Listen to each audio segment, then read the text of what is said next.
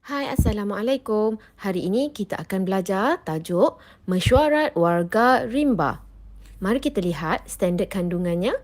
5.1 Memahami dan menggunakan golongan kata mengikut konteks. Bagi standard pembelajaran 5.1.1 Memahami dan menggunakan kata nama mengikut konteks tidak formal. Kurungan 2 Kata nama khas. Baiklah, bagi objektif pula adalah murid-murid perlu mencapai yang pertama, menyenaraikan 5 kata nama khas dengan betul dan yang kedua, membina 5 ayat yang menggunakan kata nama khas dengan betul. Mari kita lihat tajuk kita pada hari ini.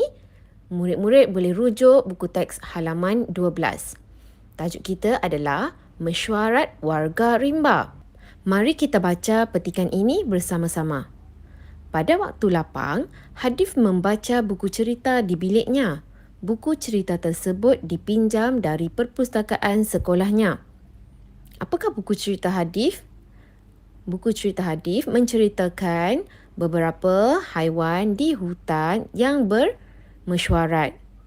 Di dalam grafik ini, kita boleh lihat perbualan di antara warga rimba, burung nuri dan juga burung undan. Mari kita baca dialog ini bersama-sama. Wahai warga hutan perlindungan idaman, terima kasih kerana berhimpun pada pagi ini, kata burung nuri. Mengapakah penghulu unggas memanggil kami berhimpun di sini? Tanya burung undan. Jadi di sini kita boleh lihat penghulu unggas adalah merupakan ketua bagi hutan perlindungan idaman. Mari kita lihat dialog seterusnya. Saya memanggil semua penghuni hutan ini untuk menyambut sahabat kita yang bermigrasi dari utara Asia dan Eropah. Kita perlu membahagikan tugasan. Kata harimau pula, baiklah. Saya mencadangkan sang kancil membuat gegantung bagi mengalu-alukan ketibaan sahabat kita. Kalau murid-murid lihat di sini, migrasi bermaksud perpindahan dari satu tempat ke tempat lain. Maksudnya, akan ada haiwan lain yang akan berpindah ke hutan perlindungan idaman. Jadi, penghulu unggas meminta sahabat-sahabatnya untuk membuat persiapan bagi menyambut sahabat-sahabat yang akan berpindah dari utara Asia dan juga Eropah. Mari kita baca dialog seterusnya. Saya setuju. Saya mencadangkan Pak Belang menjaga keselamatan kawasan ini. Sang Merak pula membuat persembahan, kata kancil. Saya akan ke Kuala Gula untuk memberitahu rakan-rakan kita di sana agar membuat persiapan yang sama, kata bangau. Terima kasih semua. Saya berharap agar masyarakat kita hidup dengan harmoni, kata burung nuri. Jadi di sini, maksudnya keseluruhan cerita ini adalah mengenai warga rimba yang bermesyuarat untuk menyambut sahabat mereka yang akan berpindah dari Asia dan Eropah ke hutan perlindungan idaman. Sebelum memulakan aktiviti seterusnya, mari kita lihat apakah maksud kata nama khas. Kata nama khas merujuk kepada benda, manusia, tempat dan haiwan secara khusus. Huruf pertama kata nama khas ditulis dengan huruf besar. Mari kita lihat contoh-contoh yang telah cikgu sediakan. Yang pertama adalah manusia. Contohnya adalah Pak Cik Samad, Encik Siva, Dr. Leong, Cikgu Aisyah, Puan Siti dan juga Linda. Kalau anak-anak boleh lihat di sini, nama-nama ini ditulis dengan huruf besar pada permulaan huruf. Manakala seterusnya, tempat.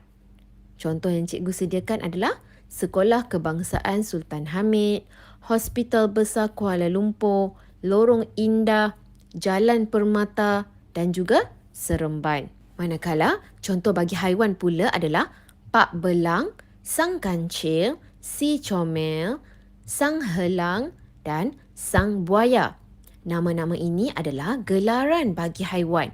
Seterusnya, benda. Contohnya adalah Honda, Apple, Bata, Adidas dan juga Kamus Dewan. Ini semua adalah kata nama khas bagi benda. Seterusnya, mari kita lihat aktiviti yang pertama, iaitu menyenaraikan kata nama khas. Murid-murid perlu lihat semula dialog dalam halaman 12, iaitu antara burung nuri dan juga undan. Kata nama khas dalam dialog ini yang pertama adalah hutan perlindungan idaman. Dan yang kedua adalah penghulu unggas, iaitu burung nuri. Seterusnya, dialog antara penghulu unggas dan sang belang. Jadi kita lihat yang pertama adalah Asia dan yang kedua adalah Eropah. Seterusnya, sang kancil. Itu juga adalah kata nama khas bagi haiwan. Mari kita lihat dialog yang seterusnya. Ini adalah dialog di antara burung nuri, kancil dan juga bangau. Jadi, di sini kata nama khasnya adalah Pak Belang. Seterusnya, sang merak dan akhir sekali adalah Kuala Gula. Daripada dialog ini terdapat 8 kata nama khas. Seterusnya, murid-murid diminta membina ayat menggunakan kata nama khas. Kata nama khas yang pertama adalah hutan perlindungan idaman. Jadi, kita lihat ayat yang cikgu sediakan untuk murid-murid. Yang pertama, hutan perlindungan idaman sangat terjaga dan melindungi banyak hidupan liar. Kata nama khas yang kedua pula adalah penghulu unggas. Penghulu unggas menjadi ketua di hutan rimba. Manakala, kata nama khas yang ketiga adalah Asia. Contoh ayat adalah makanan yang unik itu menjadi produk utama di Asia. Dan seterusnya yang keempat, Eropah. Haikal gemar melancong ke Eropah kerana ingin menikmati keindahan di negara itu. Seterusnya adalah kata nama khas sang kancil. Mari kita lihat contohnya. Sang kancil merupakan seekor haiwan yang sangat bijak dan cerdik. Kata nama khas yang seterusnya, Pak Belang. Pak Belang adalah harimau. Baiklah, kita lihat contoh yang cikgu sediakan. Harimau dipanggil Pak Belang kerana badannya yang berbelang-belang. Kata nama khas yang seterusnya, nombor 7, sang merak. Sang merak sering bermegah kerana mempunyai ekor yang berwarna-warni dan cantik. Bagi kata nama khas yang terakhir iaitu Kuala Gula.